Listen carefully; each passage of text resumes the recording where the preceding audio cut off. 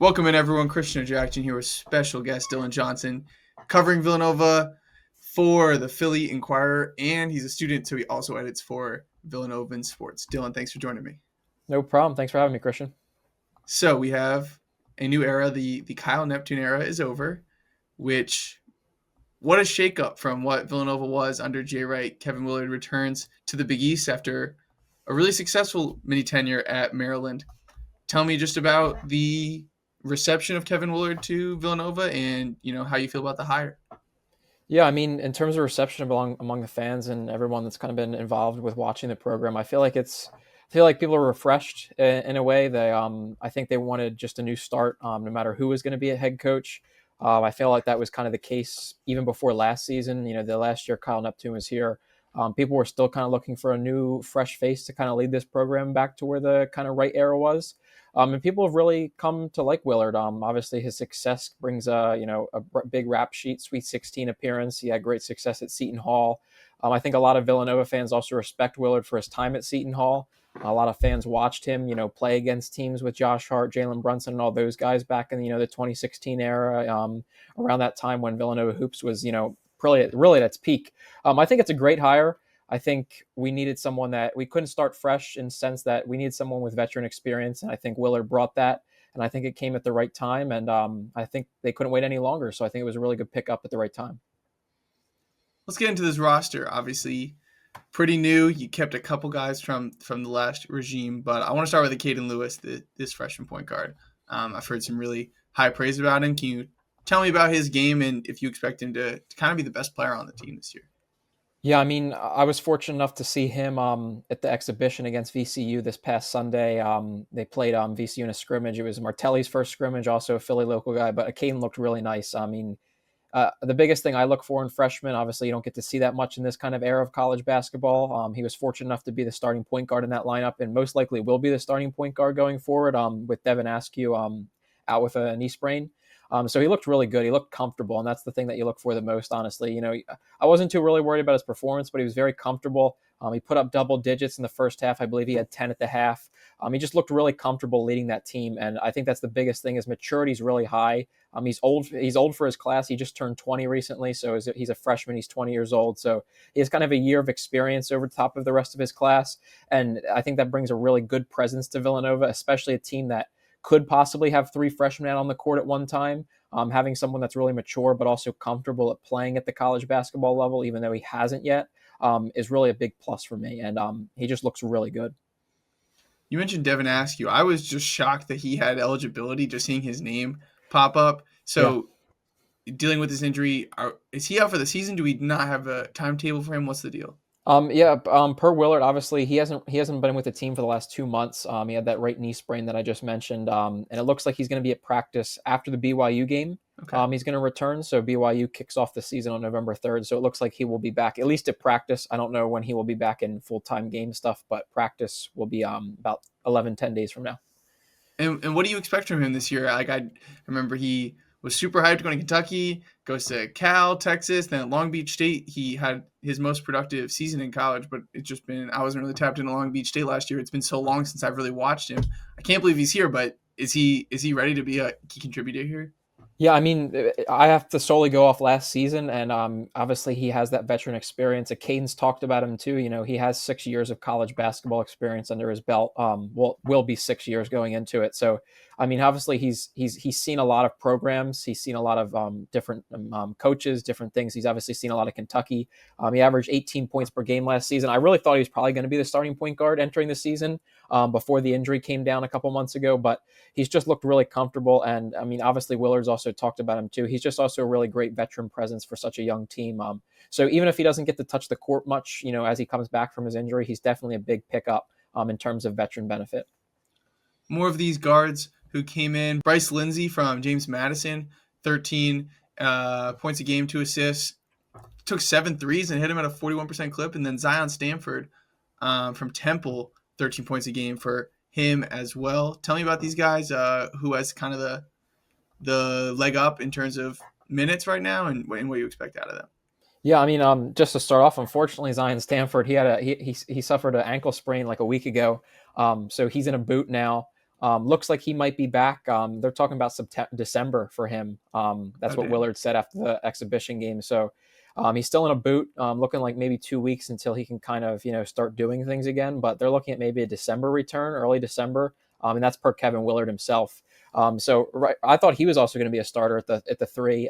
He looked really comfortable at Temple. So I haven't got to see much of him. But as for Bryce Lindsey, he was in the starting lineup against the exhibition, against VCU this past week.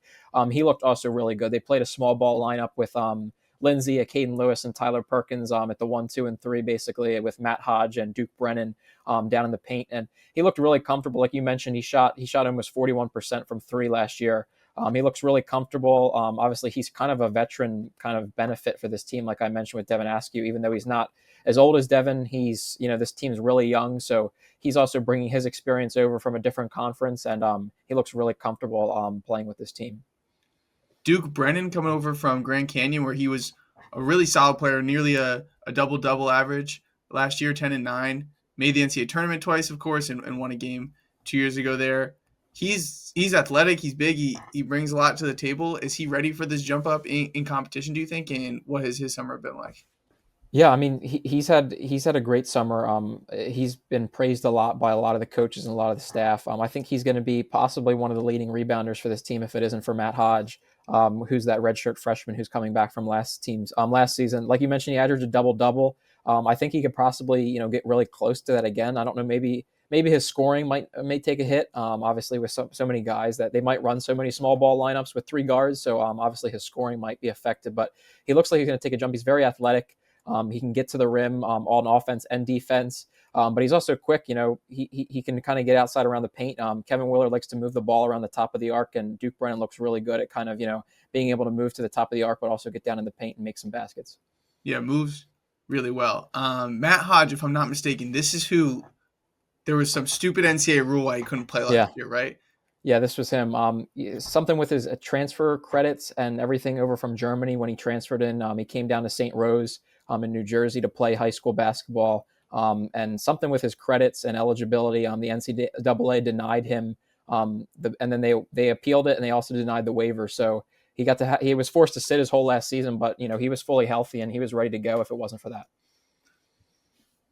Well, first off, my brain just goes to how silly it is that G League Ignite players are coming in and that situation happened. But tell me about his game. I forgot about him. I remember the hype kind of Villanova fans saying, "Oh, we got to have this guy in here. Like, this is nonsense." Then I kind of forgot about him. So catch me up on Matt Hodge and what he brings to the table. Yeah, Matt Hodge. I was looking forward, like you mentioned, I was really looking forward to seeing him play last year. I thought he was going to be a freshman in the Neptune era that was going to get some minutes. Probably like the first big freshman that I was looking for, besides like Cam Whitmore. Obviously, he's a huge talent, looks good in the NBA now, but he was the first freshman that kind of had hype around this program again after a kind of a year hiatus. But obviously got shut down, but he looks really good. He's also really good at shooting from outside too. He looks really comfortable at kind of not playing a wing position. Obviously, he's a little bigger, but he's not afraid to take threes. He's not afraid to shoot deep balls. But also like his size. I mean, I think he almost led the team in rebounds in this VCU scrimmage. So he looks really good in the paint, and he's almost like Duke Brennan. He can move really well for his size, and I'm really looking forward to seeing him play a lot of minutes this year. Especially like this is his freshman year practically. So I'm looking forward to see a lot of kind of two-way play from him. A quick detour to zoom out before we get into the rest of this roster. Kevin Willard's hung his hat on the defensive end as a head coach. 32nd, 14th, and 7th his last 3 years. Ken Palm efficiencies and at Seton Hall mostly every year were better on the defensive end than the offensive end. Is this team capable of being a really good defensive team, or is it kind of adapting to the personnel of, maybe the way to win is his best chance to win is to be a more offensive team? How are you kind of just approaching that aspect of it? Yeah, I mean, like what I saw so far, what I've seen from kind of the open practices, the open scrimmages, and the VCU scrimmage was that this team is really defensively tough, and obviously, like you mentioned, Willard preaches that. He preaches that to the media. He preaches it to his team. I mean, this team was diving for loose balls when they were up by 10, by 12, by 15 points. So the defensive, I think this is going to be another team that Willard's going to pride himself in having defensive capabilities. This team is really, tough on the defensive end. They're not going to give up anything. They had double-digit steals in the first half. They forced double-digit turnovers. I believe almost 16 turnovers against VCU. I mean, it was just a complete defensive shutdown by Villanova when they played VCU, and that's really the first action that they got to see from that team. Obviously, coming out of the summer, they didn't do too much defensive stuff. Willard kind of said, that's kind of a thing that we focus on September. So that was kind of the first time I got to see them, focus on defense in a game, and they looked really good. And it's going to be a great, kind of defensive first team. But the offense is definitely there too. Who are the best defenders on this team? I mean, Tyler Perkins really surprised me. He had 5 steals against VCU, and it wasn't really something that stood out last year when he was playing. Obviously, he's kind of a 3-point shooter. At Penn, when he was there 2 years ago as a freshman, he was kind of, everyone talked about his 3-point shooting, but he just looks really good at reading plays before they happen, intercepting passes before they happen. So someone on the outside that's going to get, I feel like, a lot of steals this year. He might, do really well on kind of, fast break points. Is Tyler Perkins, if he can kind of keep that up. Down in the paint, I really think Braden Pierce had 2 blocks. He's a 7-foot guy. We have 2 7-foot players this year, which I think is the first time since the 80s Villanova's had 2 7-foot guys. So Braden Pierce is going to get some minutes off the bench, which is great to know that there's a defender on the bench that can kind of hold the paint down, because Villanova struggled with that last year. They had Enoch Boache down in the paint, and he was really good at defending the rim. But after when he would sit, they really struggled to kind of keep a defensive standpoint. So I think having 2 guys like Duke Brennan and Braden Pierce down in the paint is going to be really good for that defending core. So Braden Pierce and Tafari Gapare and Malachi Palmer all come from Maryland. None of them played key pieces. I mean, the whole thing with Maryland was the Crab Five. It was all about that starting lineup. It's nice to have a little bit of continuity, I assume, just with installing things in practice and culture-wise and everything. Do you have anything to add on that group, specifically Gapare and Palmer? Yeah, I was really looking forward to seeing Tafara play. Unfortunately, he had some kind of injury again. Everyone's hurt. I know, this is 4 of our top. I would say 4 of our top 7 guys are hurt right now. 3 of our top 7, which is Tafara, Zion, and Devin. But yeah, I was looking forward to seeing Tafara. I saw him in the open scrimmage, and he's just really athletic. He has hops. If anything, he won a dunk contest here at Villanova for kind of an event they had. So he looks really good when getting to the rim. He has a great vertical game. I really want to see him play minutes this year. Obviously, last year, I don't think he started in any games at Maryland, and I think he averaged only a few minutes per game. But he looks really solid, and I really want to see him play more. As for Palmer, haven't seen much from him, but he's another guy that, obviously, like you mentioned, didn't play much at, Willard was kind of, playing 5 guys at Maryland, and that's it. Willard mentioned this year he wants to play 10 to 11 guys when the team's fully healthy, which hasn't really got to happen yet. So once this team's fully healthy, I really do see, Tafara getting a lot of minutes and, Palmer getting in there too. But I really want to see Tafara play a decent chunk of minutes coming into the season if he can. The other character we haven't gotten to yet, 4-star freshman Chris Jeffrey. What's his summer been like? Do you expect him to be in this rotation? Yeah, I mean, he was in there at VCU. He came in off the bench, and they were running 3 freshmen, like I mentioned. They had Matt Hodge out there, who's new, obviously not a freshman, but a redshirt freshman. They had Acaden Lewis out there, and they had Chris Jeffrey. And Chris Jeffrey to me looks like an NBA frame. He's huge. He just has a lot of muscle on him for being a freshman. He looks really strong. He didn't get too many, I didn't get to see too many flashes from him in kind of the open scrimmages that they've had this year, but he looks like he's very physical when it comes to playing basketball. And if he can get even just average like 10 or 12 minutes this year, I think he's a really good freshman key pickup that Willard, brought over from Maryland after he decommitted. What stands out to you offensively is just kind of an X factor that will determine this team's success? Yeah, I think all eyes are on Acaden Lewis really when it comes to that X factor. If he can have a season, possibly even, people are already talking about kind of a one and done type deal for him. I don't know if obviously that has to, that's how the season plays out. So if he can't get a season that can kind of get him into the NBA, then that's going to be the question. But I feel like he's kind of the X factor going into the season. If he can play, with poise, if he can do damage in the Big East, especially as a freshman. These guys are, bigger than him, as he's mentioned himself. He's young.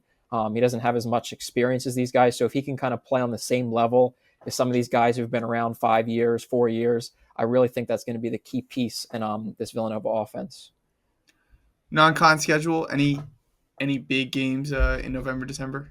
Yeah, I mean, I think this is probably the toughest schedule Villanova's had in the non-conference since probably the right era.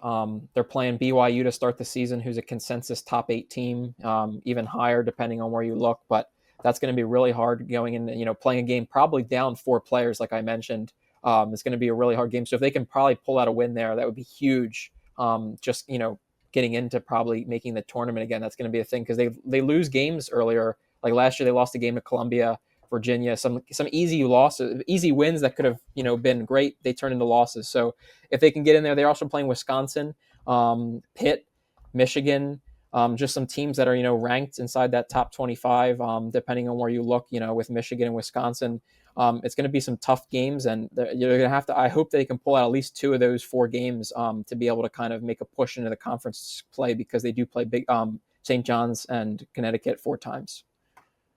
Any other flag plants, bold predictions, nuggets from this summer? Any other color you could bring about this roster? Yeah, I feel like even though this is a young roster, I feel like this is a team that could possibly surprise people. I think that they are an underdog in the sense that they're not going to do crazy stuff, but I feel like this is kind of a building year in the Kevin Willard era to kind of get him set up for year 2, like you see with like a Rick Pitino or like those guys that come in and kind of have a year start to kind of get ready for a kind of a second year jump. But I feel like this team could surprise people. I think they have a high ceiling for where they are. They're 7th in the Big East, in the preseason poll. I think they could finish maybe top 4, top 5. Nothing crazy, but I feel like this could be a team that could surprise people come this season. I mean, he took Maryland to the tournament his first year there. Obviously, he was able to convince a few key pieces to stay. But I mean, Willard's a proven winner. He's a proven winner in this conference in just in college basketball. So I think Villanova's in good hands. We'll see what Acaden Lewis can bring to the table. I still can't believe I'm going to be having Devin Askew on my TV in 2025. Hopefully, if his health comes. But I'm excited to see some of these mystery boxes, kind of like Matt Hodge, who we've had to wait patiently for. Some of these guys jumping up from the mid-major ranks. But I think this is going to be a fun team. Any final thoughts, Dylan? No, I'm really looking forward, like you mentioned, seeing these guys. Even though I've covered this team for so long, this is a completely new team for me too. Really, I've only seen Tyler Perkins play, Yeah. In terms of the whole lineup. So I'm really looking forward to seeing this team, and I'm hopeful that this team can kind of get back on track to the former way of Villanova is winning championships. 100%. Dylan, thanks for joining. No problem. Thank you, Christian.